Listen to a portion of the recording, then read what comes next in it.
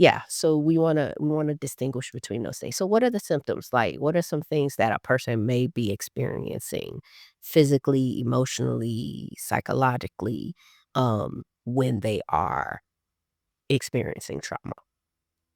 How does it show up So and manifest? so I think, some of the ways that I've seen it both personally and just through practice with clients has been um there's been issues with attachment, right? It's shown up in their relationships with others, how they can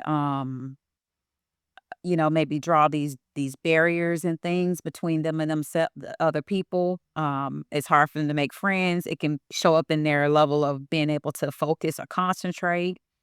Um, and appetite, poor memory, dissociation. So dissociation is where it's kind of like I'm here, but I'm not here, right? So I've kind of detached from my body. So that sort of fight, flight, freeze, fawn sort of reaction. I'm just my brain is going into survival mode, right? So there's like physical ways and there's also mental ways like trauma shows up.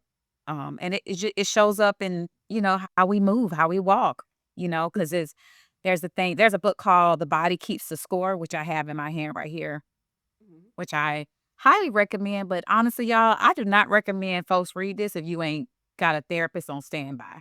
Okay. Because if you have been as a therapist myself that started listening to this, I was like, I had to turn that off because I was not ready for what it was getting. Okay.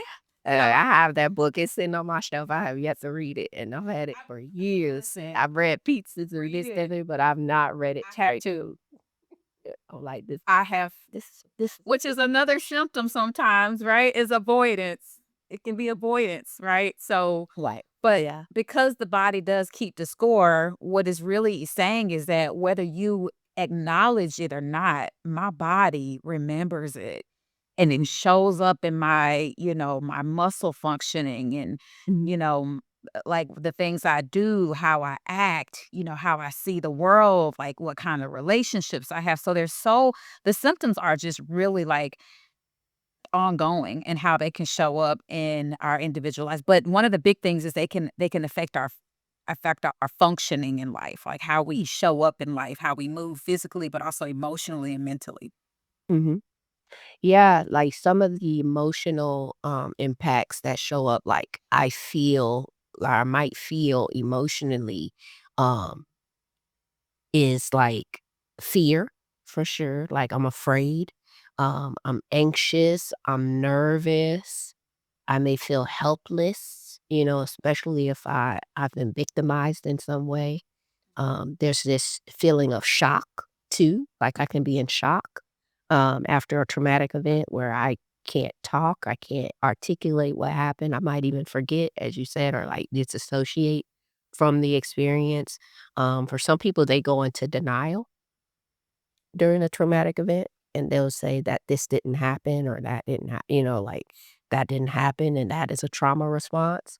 Um, you may also like physically experience like gastrointestinal issues, like you might not be able to eat, you might not be able to sleep, you might have nightmares, you might have flashbacks of the event, like psychologically, like you revisit that over and over.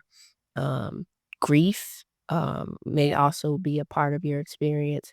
So like it's it's major. It's a major shock to the system, right, to go through a traumatic experience.